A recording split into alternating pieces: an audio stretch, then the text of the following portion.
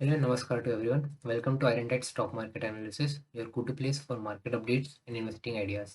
I am अक्षत खंडेलवाल और आज हम बात करने वाले हैं इंडियन इकोनॉमी के चैलेंजिंग पीरियड के बारे में, which includes US and Mexico tariff, रूपी डेप्रिसिएशन, स्मॉल और मिड कैप स्टॉक्स में क्यों गिरावट हो रही है, इस मार्केट वैल्यूएशन अनजस्टिफाइड और मार्केट ऑल टाइम हाई पे है पर तब भी रिटर्न्स नहीं दिख रहे। सब कुछ अपन डिटेल में समझेंगे तो ये वीडियो थोड़ा लंबा होगा, लेकिन एंड तक आपको एक क्लियर अंडरस्टैंडिंग मिल जाएगी कि एक्चुअल प्रॉब्लम क्या है और आगे आपको क्या एक्सपेक्ट करना चाहिए। सबसे पहले बात करते हैं अपन यूएस टैरिफ की, जिसका डायरेक्ट और इनडायरेक्ट इम्पैक्ट इंडियन इकोनॉमी और स्टॉक मार्केट दोनों पे आ रहा है। एक क्वेश्चन आता है, why this US tariff matter is so big. इसका सिंपल आंसर है, कभी आपने सोचा है कि क्यों ऑलमोस्ट हर कंट्री यूएस को प्रोडक्ट सेल करना चाहती है? बिकॉज यूएस दुनिया का सबसे बड़ा कंज्यूमर मार्केट है, जहाँ परचेजिंग पावर बहुत हाई है। यूएस में सेल करना मतलब अच्छी वॉल्यूम्स, बेटर प्राइसिंग और payment in strong US dollars. इसलिए एक्सपोर्टर्स को डॉलर में कमाना पसंद होता है, which eventually strengthen our economy and our currency. और अगर आपका प्रोडक्ट यूएस मार्केट में चल गया तो ऑटोमेटिकली उसको एक ग्लोबल क्रेडिबिलिटी मिल जाती है। इसलिए जब भी यूएस टैरिफ इम्पोज करता है तो पूरी दुनिया के मार्केट उसका इम्पैक्ट फील करते हैं। और ये इम्पैक्ट अभी इंडिया के कई सेक्टर्स पे देखा जा सकता है। सेक्टर्स जैसे कि IT, jewellery, sea foods, textile, renewables and chemicals. Out of all these sectors, IT contribute a huge number to our economy as well as our indices. India का आईटी सेक्टर यूएस पे dependent है and almost 60 to 65% of revenue US client से आता है। जब tariff या visa policy tight होती है तो immediately IT deals and client spending slow हो जाती है, जिससे मार्जिन प्रेशर आता है और मास ले ऑफ होता है। ये सब मिलाकर इन्फोसिस, टीसीएस, विप्रो, टेक महिंद्रा जैसे स्टॉक्स में प्रेशर क्रिएट हो रहा है। Although there is no direct tariff on IT from US, but it got hit because of indirect restrictions like visa, immigration rule, and higher local policies. And in jewelry sector, India's export of gems and jewelry to US has fallen by 77%, and the overall export growth is now in negative. और ये सिर्फ jewellery sector की बात नहीं है, IT, textile, engineering goods, renewables and chemicals जैसे sector पे भी इम्पैक्ट आ रहा है। यहाँ पे कंपनीज बिग ले ऑफ कर रही है। बट अगर इम्पोर्ट एक्सपोर्ट डेटा जो 15 दिसंबर को पब्लिश हुआ है, उसमें Indian export in jewellery has jumped by 27% in November, जो एक अच्छा साइन है। तो अब क्वेश्चन आता है कि इंडिया यूएस की ट्रेड डील कब होगी। इसका आंसर तो पीयूष गोयल जी नहीं दे पा रहे, तो मैं तो कहाँ से ही दूंगा। पहले पीयूष जी कह रहे थे कि नवंबर के एंड तक फाइनल हो जाएगी, अब कह रहे हैं कि दिसंबर एंड। बट इसी के बीच इंडिया के चीफ इकोनॉमिक एडवाइजर कह रहे हैं कि ट्रेड डील अगर मार्च के एंड तक भी ना हो तो इसमें कोई सरप्राइज नहीं होगा। एंड करंटली यूएस की टीम इंडिया में है एंड दे हैव सेड कि they have received best offer yet, but अभी तक कोई डील नहीं हुई है। दोस्तों, आजकल इंडियन रुपीस यूएस डॉलर के अगेंस्ट तेजी से वीक हो रहा है और इसके पीछे कुछ क्लियर रीजंस है। सबसे पहले एफआईआई सेलिंग। जब फॉरेन इन्वेस्टर इंडिया से पैसे निकालते हैं तो रुपी पर प्रेशर आता है। दूसरा, क्रूड ऑयल। इंडिया अपना ज़्यादातर ऑयल इंपोर्ट करता है, जिससे डॉलर डिमांड बढ़ती है। थर्ड, इंडिया का करंट अकाउंट डेफिसिट। जब इंपोर्ट एक्सपोर्ट से ज़्यादा होते हैं तो रुपी नेचुरली वीक होता है। और India is import oriented country. Basically it means we do way more imports than export, and when we make more imports तो डॉलर की डिमांड और बढ़ जाती है। और लास्टली, ग्लोबल अनसर्टेनिटी और ट्रेड टेंशंस। इस टाइम पे इन्वेस्टर्स सेफ करेंसी के लिए डॉलर की तरफ शिफ्ट होते हैं, इसलिए रुपी डेप्रिशिएट हो रहा है, जो इकोनॉमिकली कंसर्न है बट एक्सपोर्टर्स के लिए शॉर्ट टर्म बेनिफिट है। दोस्तों, एक इंटरेस्टिंग बात यह है कि जब भी इंडियन रुपी डिप्रिशिएट होता है यानी आईएनआर वीक होता है तो आईटी सेक्टर्स को एक्चुअली फ़ायदा होता है। कैसे? इंडियन आईटी कंपनीज जैसे टीसीएस, इन्फोसिस, विप्रो अपना 60 to 70% of revenue US client से अर्न करते हैं और पेमेंट यूएस डॉलर में होता है। अगर $8.85 से बढ़कर 90 होता है तो सेम डॉलर रेवेन्यू को कन्वर्ट करने पर कंपनी को ज़्यादा रुपीज़ मिलते हैं। यानी डॉलर स्ट्रॉन्ग तो आईटी रेवेन्यू स्ट्रॉन्ग। इससे आईटी सेक्टर के margin improve, profit increase, share price को शॉर्ट टर्म में सपोर्ट मिलता है। तो overall rupee depreciation is negative for our economy but positive for IT sector. दोस्तों, मेक्सिको ने इंडिया के ऊपर 50% टैरिफ इम्पोज किया and this is also negative for multiple export sectors.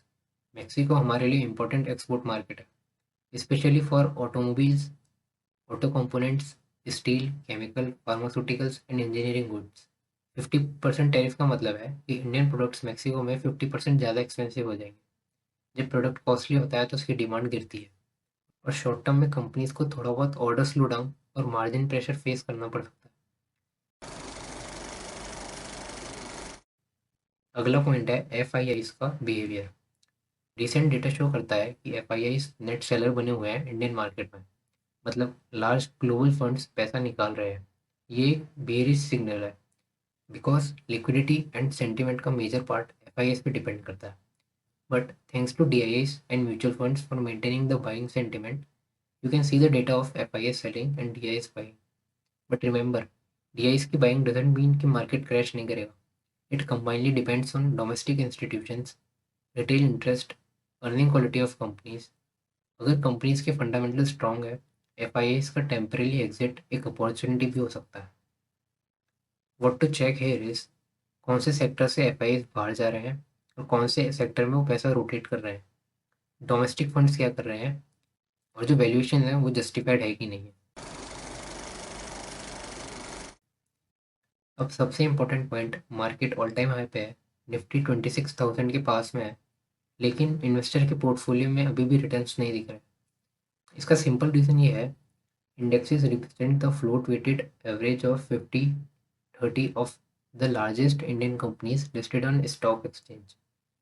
जो ये 50 स्टॉक में जो भी हो, वो पूरा मार्केट डिसाइड नहीं करते। And if you have good fundamental large cap stocks in your portfolio, then you may be in good decent return.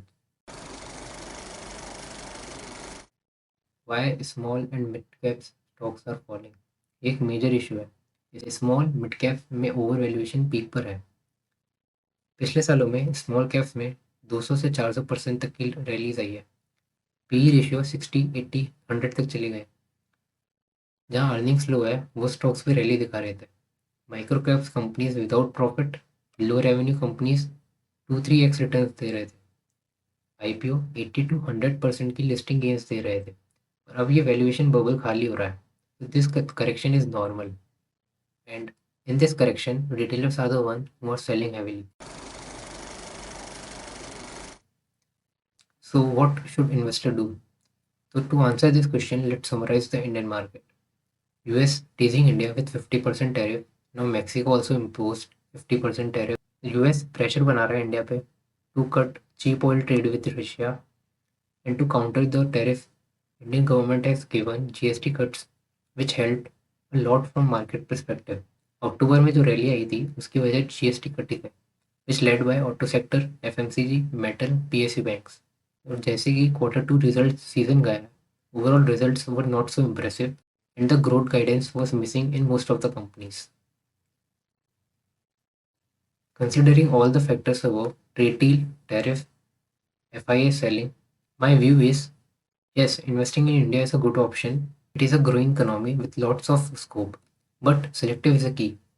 Avoid high PE microcaps, focus on large caps, use correction as opportunity strategy. If market drops modestly, use it to accumulate good fundamental companies.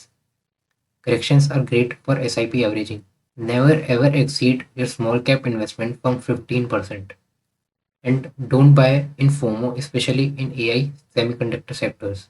Always keep cash reserve for grabbing opportunity.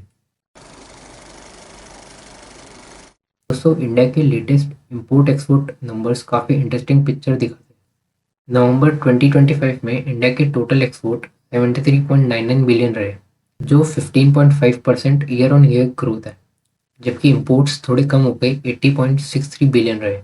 इससे trade deficit narrow होकर 6.6 billion रह गए, which is a positive sign. अप्रैल से नवंबर 2025 के बीच India के टोटल एक्सपोर्ट 562 बिलियन क्रॉस कर गए, अराउंड 5.4% की ग्रोथ है। लेकिन इंपोर्ट्स भी ऑलमोस्ट उतनी पेस से बढ़ रहे हैं, जिसकी वजह से ओवरऑल ट्रेड डेफिसिट हाई बना हुआ है। सेक्टर वाइज देखें तो engineering goods, electronics, James and jewellery, pharma और पेट्रोलियम प्रोडक्ट्स ने नवंबर में स्ट्रॉन्ग जंप दिखाया। स्पेशली इलेक्ट्रॉनिक्स एक्सपोर्ट नियरली 39% और इंजीनियरिंग एक्सपोर्ट ऑलमोस्ट 24% से ग्रो हुए। सर्विसेज एक्सपोर्ट भी स्ट्रॉन्ग रहे, जिससे सर्विसेज ट्रेड सरप्लस इंप्रूव हुआ, जो इंडिया के लिए एक मेजर पॉजिटिव है। ओवरऑल एक्सपोर्ट ग्रोथ पॉजिटिव है, लेकिन इंपोर्ट्स और ट्रेड डेफिसिट इकोनॉमिकली कंसर्न बना हुआ है, और ये ट्रेड डेफिसिट कभी खत्म नहीं हो सकता because we import many important things like petroleum, gold, silver, precious metals. दोस्तों, इंडियन इकोनॉमी एक चैलेंजिंग फेज में है। US tariff, Mexico surprise tariff, rupee fall, FIIs selling, small mid cap correction, ये सब मिलाकर एक कॉम्प्लिकेटेड पिक्चर क्रिएट कर रहे हैं। बट इम्पोर्टेंट ये है कि आप पैनिक मत करो, ये सब पार्ट ऑफ मार्केट साइकिल है। If you leave now you may regret. Long term investors को ये पीरियड अपॉर्चुनिटी देता है। तो to sum up all, the summary is market में रिस्क भी है, अपॉर्चुनिटी भी है।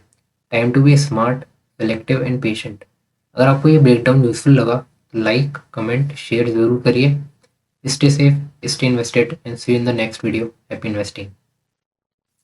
It's only worth it if you work for it. It's only worth it if you work for it. I won't stop till they hear me now. I won't stop till I wear the crown.